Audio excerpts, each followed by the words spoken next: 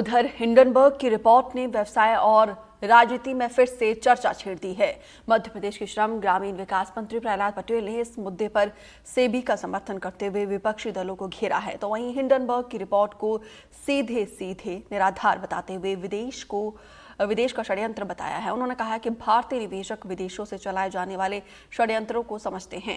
Hindenburg report मामले में supreme court में सुनवाई होने के बाद भी विपक्षी दल सरकार को घेरने का काम कर रहे हैं।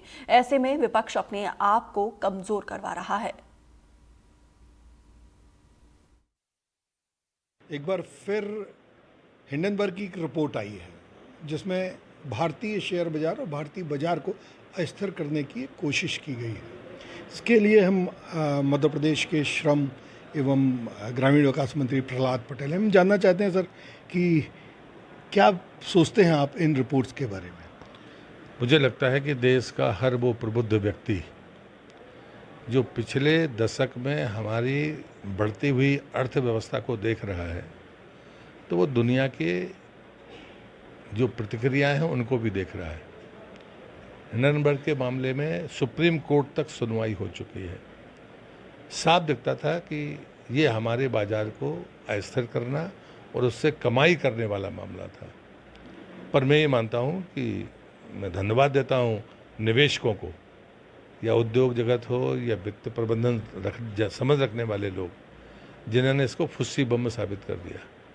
मुझे इस बात का गर्व है कि सेबी जैसी संस्था का भरोसा बना रहा, और उससे बड़ी बात है कि हमारे निवेशकों का भरोसा बना रहा। लेकिन दुर्भाग्य की बात यह है कि जो देश का प्रतिपक्ष है वो उस फुस्सी बम के साथ अपनी आवाज़ को ख़त्म कर रहा है।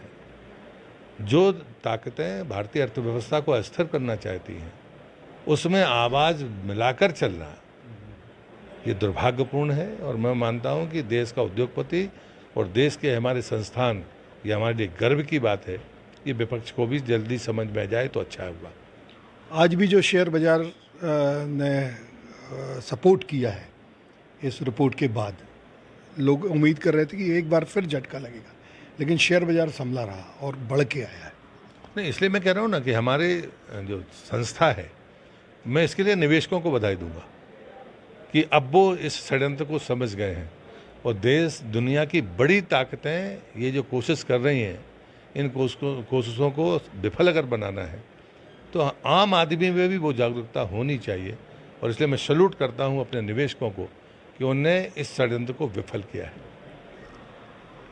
प्रहलाद पटेल जी का कहना है कि हमारे देश के निवेशक अब बहुत समझदार हैं, वो किन्हीं भी बातों में नहीं आते, और अब समझदार निवेशक ने इस षड्यंत्र को विफल कर दिया है।